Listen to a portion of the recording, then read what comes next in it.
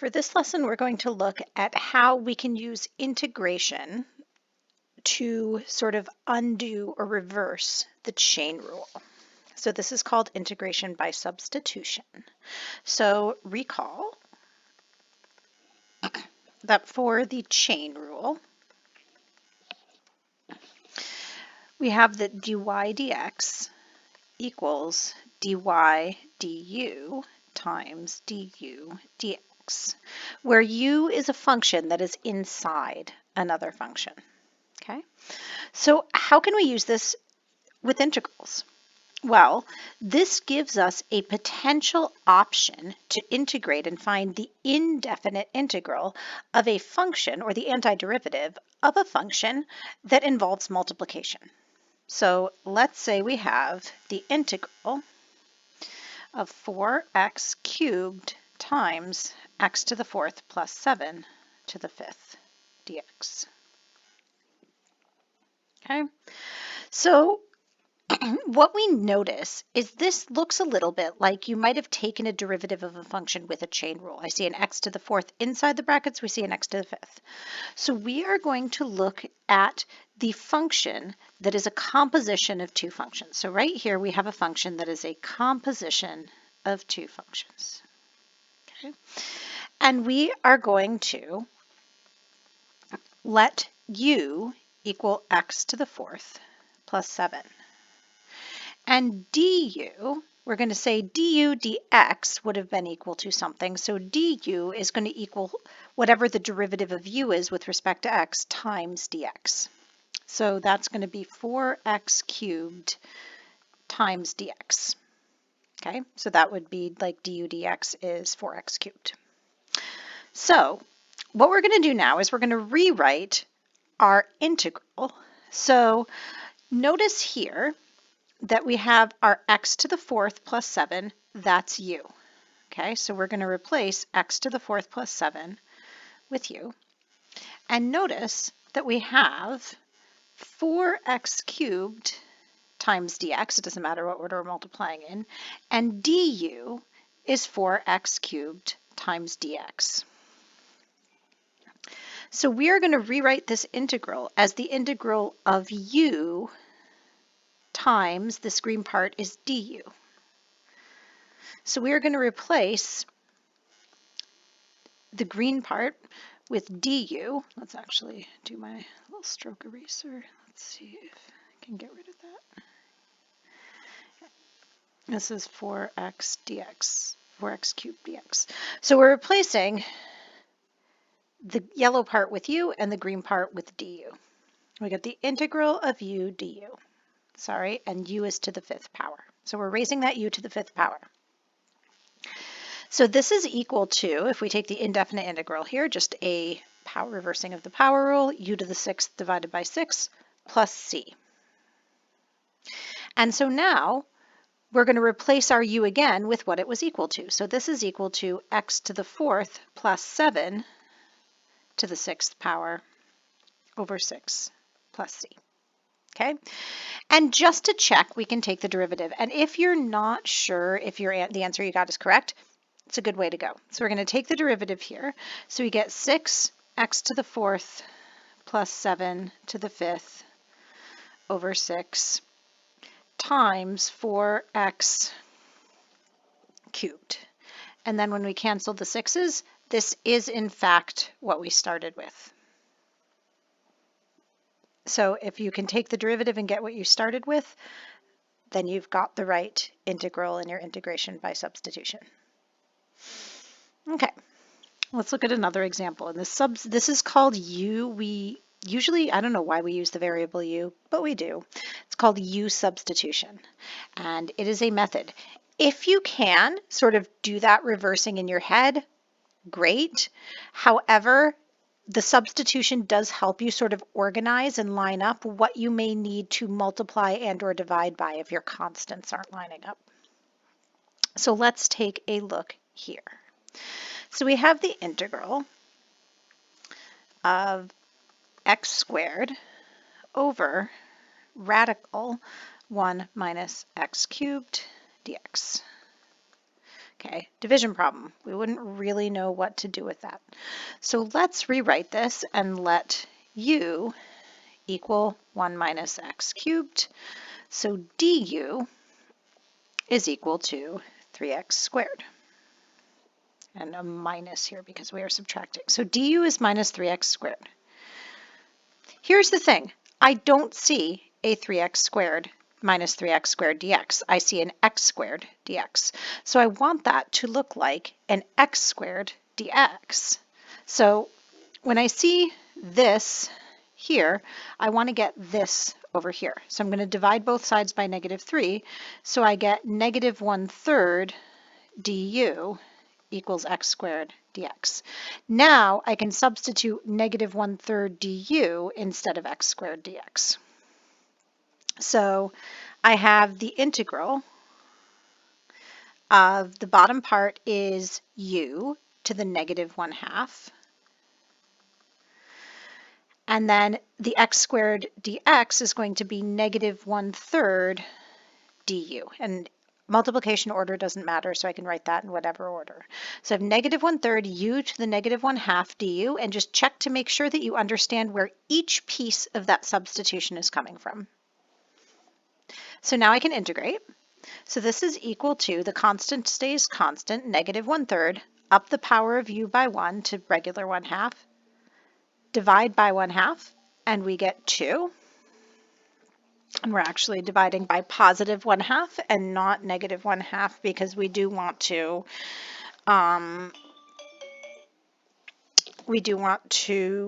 deal with the function, the power that we get after integrating. So that, and then because this is an indefinite integral, we need plus c. Okay, so -1/3 times 2u to the 1/2. So this is equal to -2/3. U to the 1/2 is 1 minus x cubed, so to the 1/2 is just the square root of 1 minus x cubed. And then we still can't forget our plus c. Okay, let's look at another example, this time involving some trigonometry, as I know everybody was just dying to get into. So we've got the integral sine to the 4th of x cosine x dx. Okay, so we are going to let u be the function inside the function. So sine x is inside the 4th. We're taking sine x to the 4th power, so the inner function is sine x. Then du is cosine x dx, because du dx is cosine x. Okay, we'll actually just see a straight cosine x dx, so we can just replace that with du. This is the integral of u to the 4th du. So this is the integral of, sorry, not the integral, we're going to take the integral here. So that's equal to u to the 5th over 5 plus c, which means it's sine to the 5th x over 5 plus c, or you could write 1/5 sine to the 5th x plus c. But that's how that one worked out. So now we are going to be looking at one last example where this can be used. And this is where you have the wrong thing in the denominator, or you have the wrong thing stuck under a radical. So when you are trying to kind of detangle something, you'd like to distribute, but you can't. Okay, so example 4, we're going to find the integral of x times radical x minus 5 dx. So here's the problem. If this were just an x to the 1/2, I could take x to the 1/2 and multiply it by x using my power rule, right? My rules for exponents and add exponents. Because it's an x to the -5, I can't undo that x minus 5. So what I'm going to do is I'm going to do a substitution because I want what's under the radical to be just one single term. So I'm going to let u equal x minus 5. That means that x equals u plus 5, which is my other thing I have over here, and du equals dx. So I'm going to replace every term. So I have x minus 5, x, and dx, and I'm going to replace those all with what they're equal to with respect to u's. So I get the integral of u plus 5. That whole thing needs to be, we always substitute in brackets. Radical u du. Now the radical u, I can just treat this as a u to the 1/2, and I can multiply both terms by u to the 1/2. So u to the 1/2 times u is u to the 1/2 plus 1, or u to the 3/2. 5 times u to the 1/2, so this is 5 plus 5 u to the 1/2 du. Now I can integrate this. So I've got 2 because it's a sum and it's not a product anymore. I dealt with the product by changing and then being able to distribute. And these ones can sometimes be the hardest to recognize. So it's really important to be able to have a handle on these. So this is equal to, we're going to bump that power by 1, so u to the 5/2, and we're going to multiply by 2/5 to divide by 5/2. Then we are going to do 1/2 gets bumped by 1, so that's u to the 3/2, and we're going to multiply by 2/3, making that 10/3. U to the 3/2 plus c, of course. And now we can substitute back in for u. Our u was x minus 5, so this is going to be 2 times x minus 5 to the 5/2, or 2 times radical x minus 5 to the 5th. We do like to have our radicals back if we started with radicals, just to show that we understand how those fractional exponents and radicals go forward and backwards, times 10. This is going to be radical x minus 5 to the 3rd over 3 plus c. And we always do want to give our answer. If we were given a function in terms of x, we do always need to go back and give our answer in terms of x. That is not optional. Okay, so we're going to try something a little different for this video. This is what I would do if we were actually doing a regular old class examples. So what I am going to do is I am going to give you four problems, and then I want you to pause your video, try those 4 problems, and then see if they work out the way you think they do. So here are my try me's. I could show you them as examples, but I think it's more, and you know what, if you are too lazy, don't have a pencil, you can just watch all the way through, but I do recommend that you actually give them a try. So I'm going to write out the problems, and then I'd like you to pause the video and give them a go, and I'll give you a few seconds break just to give those a try.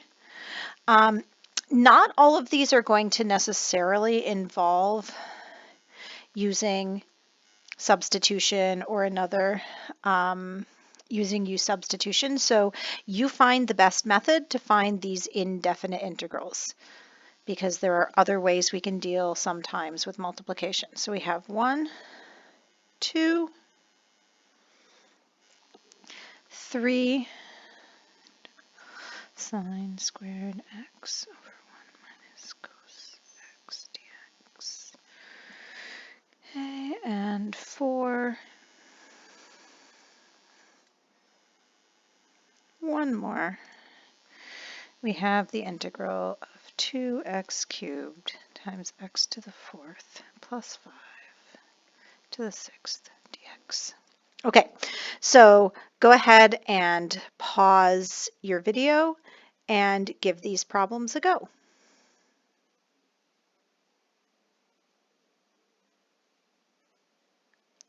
Okay, and if you're back, I'm hoping you actually gave those problems a try and that you are now watching to see what you did and if it matches up with what I'm going to do. Okay, so for this first one, I actually wouldn't need to use u substitution at all. I'm just going to divide by x to the 1/2. So if I'm dividing by x to the 1/2, we can rewrite it using powers. So x divided by x to the 1/2 is x to the 1/2, 1 minus 1/2, plus 6 over x to the minus 1/2. And all of that dx.